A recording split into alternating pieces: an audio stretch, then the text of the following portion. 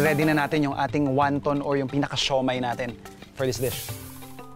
Para sa palaman ng ating wonton, sinimulan ko na ring paghaluin ang hiniling na baboy at hiniwang sibuyas sa isang bowl.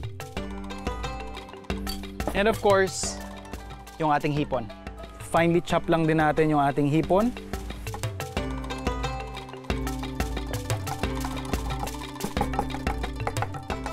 Halo natin dun sa ating mixture.